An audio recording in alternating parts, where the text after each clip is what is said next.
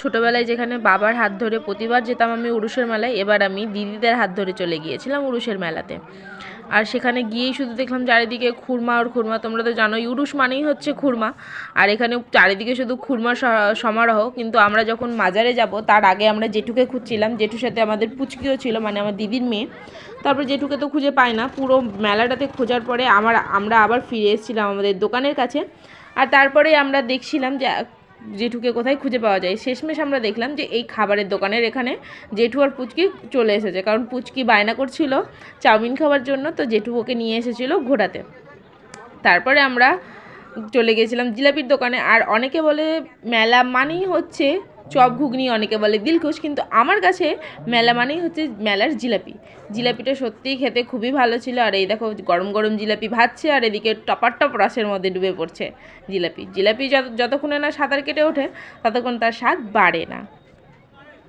তারপরে আর কি আমরা এখান থেকে কিছুটা জিলাপি নিয়ে নিলাম, আর জেঠিমারা নিয়ে নিয়েছিল খুরমা, কারণ সেদিন ছিল মাঘী পূর্ণিমা। তো আমি কোনো রকমের মাছ পেঁয়াজ মানে পেঁয়াজের ঠেকাটুকি খাবো না, সেই জন্য আমি এখান থেকে জিলাপি নিয়ে নিয়েছিলাম, আর জেঠিমারা খুরমা নিয়ে আমরা চলে গেছিলাম পীর বাবার মাজারেতে। তারপরে সেখানে গিয়ে তো মাজারেতে আমরা প্রসাদ যেহেতু বলি, তো প্রসাদ দেওয়া হলো।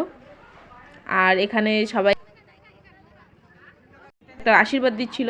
তারপরে আমরা চলে এসেছিলাম পুরো মেলাটাতে। দেখো মেলাতে চারিদিকেই শুধু মানে কি বলবো গমগম করছে লোক, এত লোকের ভিড় ছিল, ঠেলতে ঠেলা যাচ্ছিল না, আর প্রচণ্ড ভিড় ছিল মেলাতে। আর আমরা কিছু কিছু দোকানে চলে গেছিলাম, এখানে হরেক মালের দোকানেতে।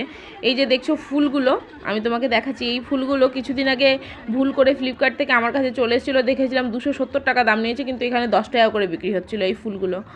আর মানে মেলাতে অনেক রকমের জিনিস ছিল, আর আমার এই সফট টয়গুলো এত পছন্দ হয়েছিল কি বলবো। আমাকে পুতুল, সত্যি বলতে আমাকে পুতুল খুবই ভালো লাগে। তারপরে আমরা চলে এসেছিলাম এই খেলার দোকানে। এখানে 10 টাকার 20 টাকার বিভিন্ন ধরনের টিকিট ছিল, তো দিদি 20 টাকার টিকিট কেটে নিয়েছিল। এবার দেখা যায় ভাগ্য পরীক্ষা করে কি পাওয়া যায়। তারপরে দেখলো কাগজটা খুলে 314 নম্বর উঠেছে। আসলে 314 নম্বরেতে কিছুই ছিল না, ছিল একটা মগ, মানে তুমি 20 টাকা দিয়ে টিকিট কাটলে আর শেষমেশ তুমি 20 টাকারই একটা জিনিস পেয়ে গেলে। তারপরে এইখানে আমাদের পুচকি, ও পুরো নিজের জায়গায় অনেকটা মাস্তি ছিল, আর আমি ওর ছোট্ট একটা ভিডিও করে নিয়েছিলাম। ও তো খুবই আনন্দ পাচ্ছিল। তারপরে আমরা আবার খাবারের দোকানে চলে এসেছিলাম, তো খাবে সেই জন্য আমরা আবার চাউমিন এগ রোলের দোকানে চলে এসেছিলাম। আর এই যে এগ রোল চলে এসেছিলো খাবারের জন্য। এরপরেই চলে এসেছিলো গরম গরম ঘুগনি। দিদি ঘুগনি নিয়ে খাওয়ার পরে আমার ভাগনা অর্ডার নিয়েছিল চাউমিনের, তো চাউমিন খেতে ব্যস্ত এখন। আর তারপরে আমরা এখানে কিছুটা জালসা শুরু হচ্ছিলো, সেখানে আমি দাঁড়িয়ে কিছুক্ষণ ধরে জালসা শুনে নিলাম। কিন্তু আমি অনেকক্ষণ দাঁড়ানোর পরে যখন গান শুরু হয়নি, তারপরে আমি সেখান থেকে বেরিয়ে চলে এসেছিলাম, কারণ অনেকটা রাত হয়ে গেছিলো। আর আমার মা যেহেতু অসুস্থ আছে সেহেতু তোমাকে বাড়িতে যেতে রাত 10:16 আমরা গেছিলাম উরুষের মেলাতে। তো ওখান থেকে আসলাম, জিলাপি নিলাম সাথে, কারণ আজকে নিরামিষ ছাড়া কিছু হবে না, মাঘী পূর্ণিমা তাই। আর আমরা চলে এসেছি, এবার আমরা বাড়ি যাবো। তো টাটা, দেখা হচ্ছে পরের ব্লগে।